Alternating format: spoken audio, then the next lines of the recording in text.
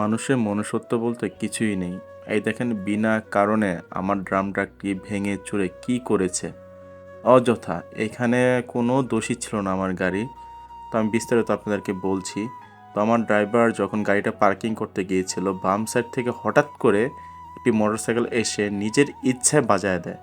বাজায় দেওয়ার পরে তার তেমনটা ক্ষতি হয়নি, মানে ক্ষতি হয়নি বললে চলে, সে জাস্ট একটু পড়ে গেছে, কারণ আমার গাড়িটা রানিং ছিল না, আমার গাড়িটা পার্কিং অবস্থায় ছিল।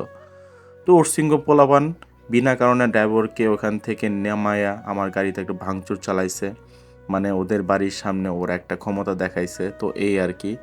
তো একটা জিনিস তারা বুঝতে পারলো না যে দোষটা তো আসলে আমার ড্রাইভারের ছিল না, কিংবা আমার গাড়ির ছিল না, দোষটা তো তাদের।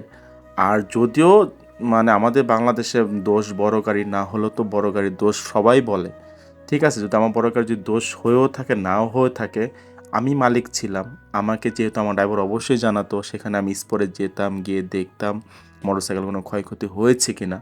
তো আমি সেই মোটরসাইকেল জরিমানা দিতে অবশ্যই বাধ্য থাকিতাম। কিন্তু আমার গাড়ির দোষটা কী ছিল? আমি তো আমার এই গাড়িটা দিয়ে আমার ফ্যামিলিকে আমি চালাই, রিজিকের ব্যবস্থা করি, কিন্তু সেই বকাটের ছেলেরা আমার রিজিকে হাত দিয়েছে। আমি তো এমন কিছু বলতে পারতাম, কিন্তু বলি নাই। আমি মনুষ্যত্ব দেখিয়েছি। তো আমি আল্লাহর কাছে বিচার দিয়ে রেখেছি।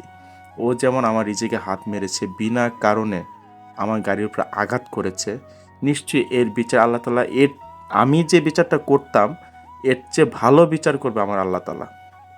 আল্লাহ তাআলার বিচারটা হলো আসল বিচার। তো যাই হোক, এই বিনা কারণে বাংলাদেশে যেভাবে বড় গাড়ির উপর টর্চারিং হচ্ছে, আমি একজন বড় গাড়ির মালিক হিসাবে বলতে হচ্ছি, একটি ড্রাইভার কখনোই বিনা কারণে কোনো দুর্ঘটনা ঘটায় না। দুর্ঘটনা ঘটে যায়, কিন্তু গাড়ির তো কোনো দোষ নাই। যদি কোনো ড্রাইভার অপরাধ করে তাহলে সেটাকে ড্রাইভারকে একটা কিছু শাস্তি দেওয়া হয়, আইনগত ব্যবস্থা আইনগত ব্যবস্থা করতো, কিংবা সামাজিকতায় যে একটা জরিমানা আছে, বিচার সালিশ আছে, সেটা করা যেত। কিন্তু গাড়ির উপরে এই হামলা, এটা ভাই মেনে নেওয়া যায় না। কারণ একটি সম্পদ করতে যে কতটুকু কষ্ট হয় একটা মালিকই জানে। ঘরের সন্তানেরা যেমন কলিজার টুকরা হয়, একটি গাড়ি কিংবা একটি সম্পদ ওই মানুষটার ওই কলিজার টুকরাই হয়ে যায়, মানে একটা ফ্যামিলি একজন সদস্য হয়ে যায়।